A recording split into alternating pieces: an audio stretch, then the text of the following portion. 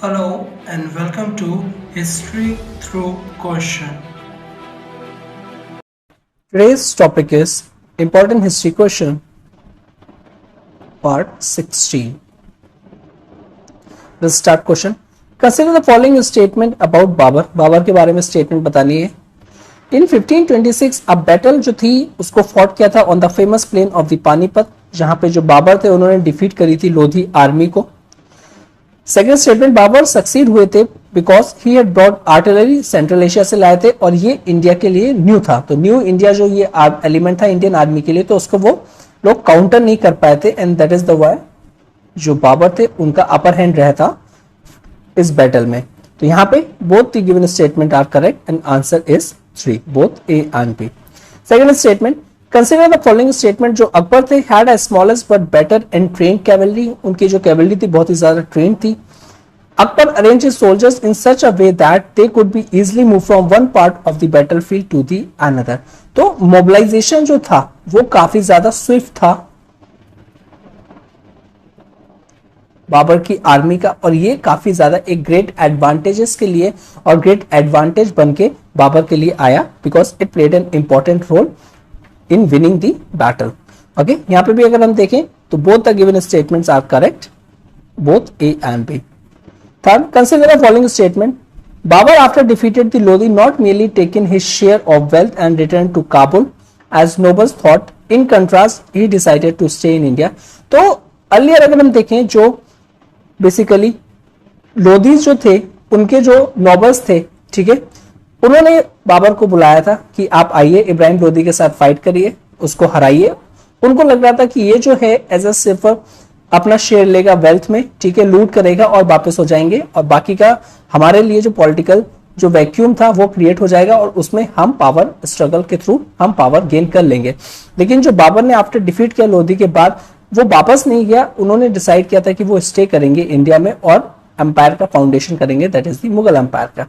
Now Afghan nobles and the Rana Sanga turn against Babur and there they try to stop him from annexing more territory. यहाँ पे try होगा to stop him from annexing more territory. अब जैसे देखा कि जो बाबर है वो जा नहीं रहा है, वो और टेरिटरी एक्वायर कर रहा है, अब वो स्टे करेंगे इंडिया में, तो अब वो लोग टर्न हो गए थे, ठीक है, और उनको क्या कर रहे थे, बेसिकली फाइट कर रहे थे. ऑल्दो जो बाबर थे उन्होंने इन दोनों को ही हरा दिया था, ठीक है. तो यहाँ पे भी अगर हम देखें तो both the given statement are correct, both A and B, and 3 is the correct answer. Next, which among the given statement are correct about the Babar.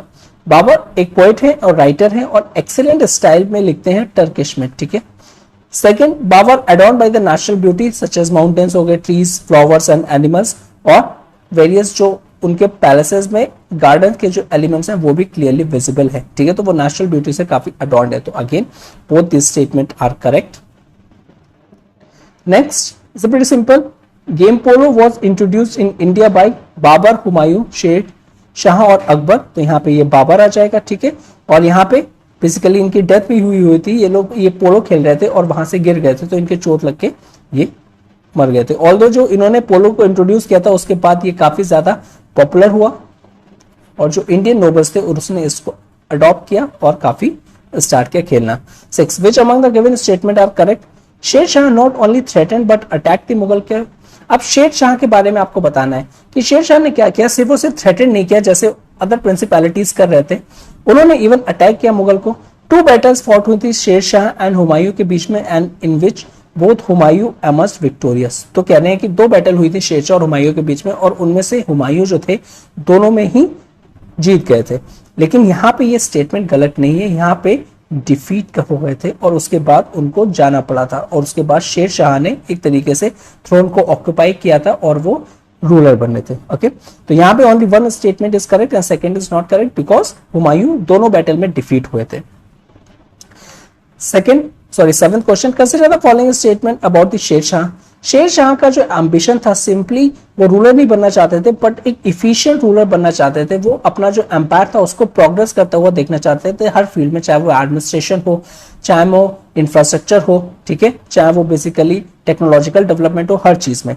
Now साथ ही साथ ये कहने की जो शेर शाह है वो इन्फ्लुएंस थे by the policy of Alauddin Khilji, particularly वो जो मिलिट्री ऑर्गेनाइजेशन से एंड जो रेवेन्यू एडमिनिस्ट्रेशन से काफी ज्यादा रिलेट करती है.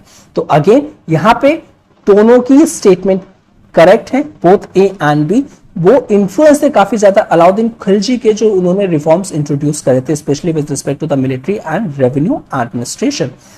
8th question, consider the following statement about the main highway rebuilt under the Shershah. अब आपको पता होगा जो शेरशाह उनको इसलिए भी जाना जाता है कि उन्होंने वेरियस रोड्स को ले डाउन किया था, ठीक है। रोड्स के साथ साथ ये रोड्स हो गई, और इसके अलॉन्ग में उन्होंने सरायज भी बनाए थे ताकि जो ट्रैवलर्स हैं वो इन सरायज में रह सके, ठीक है। और ट्रैवलर्स के और इनके साइड में बेसिकली वेरियस ट्रीज और वेल्स को भी कंस्ट्रक्ट करवाया था, सो दैट कोई भी किसी की प्रॉब्लम्स ना हो ट्रैवलिंग करते पे, चाहे वो उनकी आर्मी ट्रैवल कर रही हो, कोई बाहर से आके ट्रैवल कर रहा हो, या ट्रेडर्स ट्रैवल कर रहे हो। तो इस तरीके से उन्होंने काफी ज्यादा रोड्स को भी बिल्डअप किया था। अब मेन हाईवे क्या है, तो इसके लिए आपको ये पता होना चाहिए। तो दो स्टेटमेंट है। फर्स्ट कह रहे हैं कि ये जो मेन हाईवे है from the northern India to Bengal, जो फर्स्ट बिल्ड किया था मौर्यास ने, उसी को रीबिल्ड किया गया था। The present day Grand Trunk Road from Peshawar to Calcutta closely follow the line of earlier road। तो यहाँ पे again both the given statement are correct। हम जो ये मेन हाईवे की बात कर रहे हैं ये मौर्यास ने बिल्ड किया था, और जो ग्रैंड ट्रंक रोड है पेशावर टू कैलकाटा बेसिकली बहुत ही क्लोजली फॉलो करती है उस लाइन ऑफ अर्लियर रोड को, तो एक तरीके का रीबिल्ट है। तो इस तरीके की जब स्टेटमेंट्स आती हैं तो आपको हर चीज पता होनी चाहिए मेन हाईवे, ठीक है। और बिकॉज जो स्टेटमेंट्स है हो सकता है कि आपको लगे कि ये तो गलत हो सकते हैं, कैसे हो सकता है कि जो मौर्य के टाइम पे जो रोड थे अब उसको रीबिल्ड किया गया था, इट वाज नॉट पॉसिबल, लेकिन हाँ इट वाज ही करेक्ट। तो ये जो स्टेटमेंट है कैची स्टेटमेंट है, एक्सेप्शनल स्टेटमेंट है, इसको प्लीज कहीं लिख लीजिए, ठीक है। तो सो दैट रिवाइज करेंगे 2-3 बार तो आपको आ जाएगा। तो अगेन इसका आंसर क्या हो जाएगा 3, that is both A and B. और 9th question, consider the following statement, Shershah issue coin name रुपया। तो शेरशाह ने जो उनको इसलिए भी जाना जाता है कि उन्होंने क्वाइन को इशू किया था जिसका नाम था रुपया। अब ये जो रुपया है ये सेम नेम है that was used for our modern rupee, यहीं से हमारा मॉडर्न रुपी आया है। तो again it's the same, both A and B are correct. Okay, 10th question, consider the following statement, Sher Shah killed in 1545 during the siege of Kalinjar. जब वो कालिंजर में गए थे वहां पे एक गन बस्ट हो गई थी उनके फेस पे, तो वहां पे उनका डेथ हो गया था। अब ये जो डेथ थी बिकॉज उन्होंने अर्लियर ऑक्यूपाई करी थी थ्रोन किससे, हुमायूं को डिफीट करके, डिफीट किया था हुमायूं को, ठीक है। तो शेरशाह सूरी आए थे।